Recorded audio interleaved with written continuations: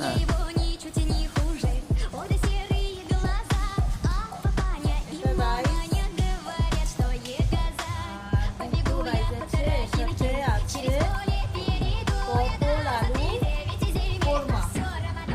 দম বলা যেতে পারে।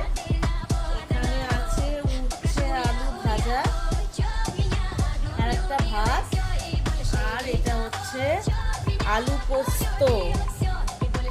ওয়াও, দেখতেই বোঝা যাচ্ছে সুন্দর হয়েছে।